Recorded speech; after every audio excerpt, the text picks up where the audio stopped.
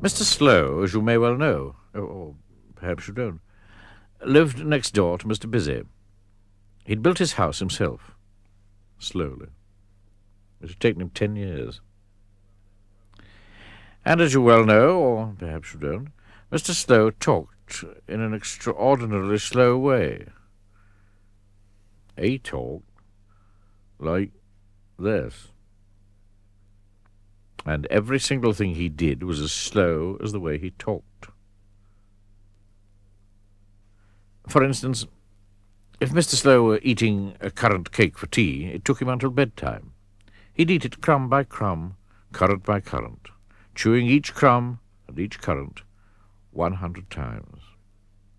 For instance, last Christmas, it took Mr. Slow until New Year's Day to open his Christmas presents. And then it took him until Easter to write his thank you letters. Oh, he is a slow man. Now, this story isn't about the time Mr. Slow went on a picnic with Mr. Busy. That's another story. No, this story is about the time Mr. Slow decided to get a job. He read all the job advertisements in the Sunday paper, which took him until Wednesday, and then he went and got himself a job reading the news on television. Can you imagine? It was very embarrassing. Good evening. Here is the 9 o'clock news. And this is Mr. Slow reading it. Last night, in Nonsense Land, there was a heavy fall of yellow snow. It took him until midnight to read it, and everybody who was watching went to sleep. So that job wasn't any good, was it? Then Mr. Slow got himself a job as a taxi driver. "Take me to the railway station," cried Mr. Uppity as he leapt into his taxi. "I have a train to catch at 3 o'clock. "Right-o," said Mr. Slow, and set off at 1 mile an hour. He arrived at the station at 4 o'clock, so that job wasn't any good, was it? And that summer, Mr. Slow got a job making ice cream. But by the time he'd made the ice cream, it wasn't exactly the right sort of weather to be selling ice cream.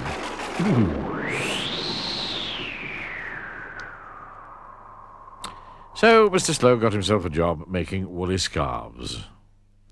But by the time he'd finished making the scarves, it wasn't exactly the right sort of weather to be selling scarves. Whew. Poor Mr. Slow. He went around to ask the other Mr. Men what he should do, but they weren't very helpful.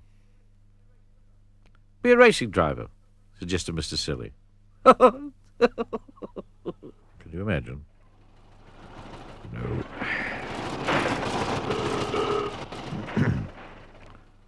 "Be an engine driver," suggested Mr. Funny. Can you imagine?